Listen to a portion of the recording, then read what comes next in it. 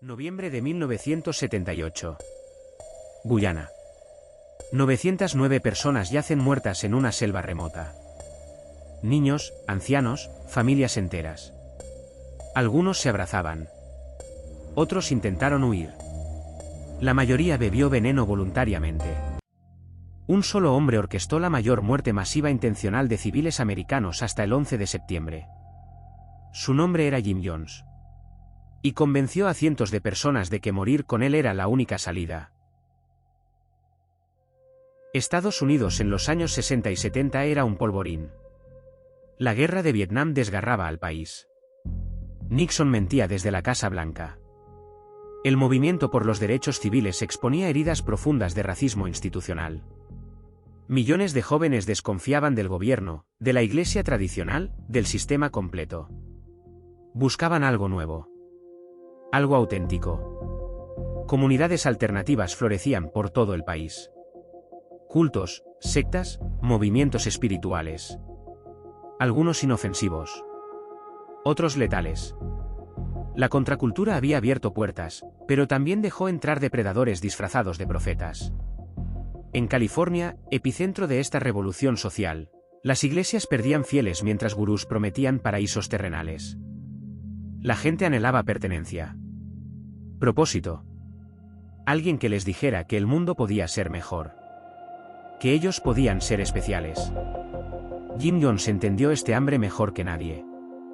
Sabía que una sociedad fracturada produce almas vulnerables. Y las almas vulnerables buscan salvadores. Él se ofreció como uno. Su templo no era solo una iglesia. Era familia. Era revolución. Era refugio contra un mundo que parecía desmoronarse.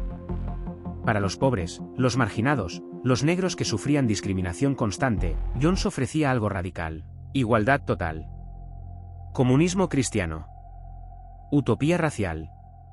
Un lugar donde las reglas antiguas no aplicaban. Donde él era Dios. Y Dios nunca se equivoca. James Warren Jones nació en 1931 en Indiana. Familia pobre. Padre enfermo y racista. Madre distante. El niño Jim pasaba horas en iglesias, fascinado por los predicadores carismáticos.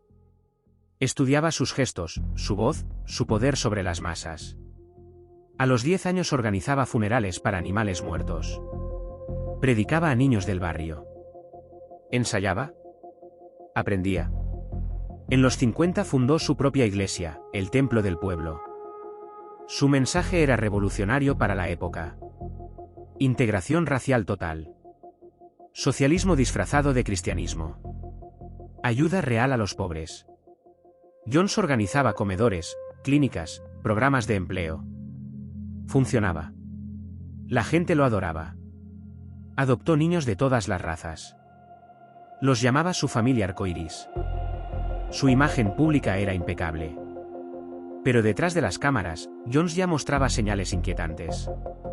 Paranoia. Megalomanía. Obsesión con el control total. En los 60 trasladó el templo a California. San Francisco primero, después el condado de Mendocino. Miles de seguidores. Políticos lo cortejaban. Su congregación votaba en bloque. Tenía poder real. Willie Brown, futuro alcalde de San Francisco, lo llamaba amigo. La primera dama Rosalind Carter posó con él en fotos. Jones no era un lunático marginal. Era parte del establishment liberal. Un líder comunitario respetado. Usaba ese respeto como armadura. Quien lo cuestionaba era racista, reaccionario, enemigo del progreso. Así silenciaba críticas. Mientras tanto, dentro del templo, implementaba técnicas de control mental. Sesiones que duraban toda la noche. Confesiones públicas humillantes. Castigos brutales. Aislamiento de familias. Poco a poco convertía una iglesia en una secta. Y una secta en su reino personal. La gente entregaba casas, ahorros, hijos. Todo a Jim Jones. Porque él lo sabía todo. Él los protegería. Él era especial. Jones era un manipulador magistral. Fingía curaciones milagrosas con vísceras de pollo escondidas.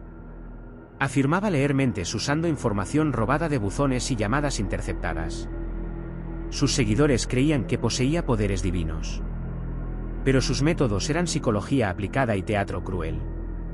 Estableció una jerarquía donde él estaba en la cúspide absoluta. Sus lugartenientes, muchos también víctimas, aplicaban sus órdenes sin cuestionar. Instaló un sistema de espionaje interno. Miembros vigilaban a miembros. Reportaban dudas, quejas, deslealtades. Las reuniones se convirtieron en tribunales públicos. Acusaban a personas de traición imaginaria. Las humillaban durante horas. Niños golpeaban a otros niños por orden de Jones. Adultos recibían palizas con remos. Todo frente a la congregación aterrorizada. Jones predicaba amor mientras sembraba terror. Abusaba sexualmente de hombres y mujeres del templo.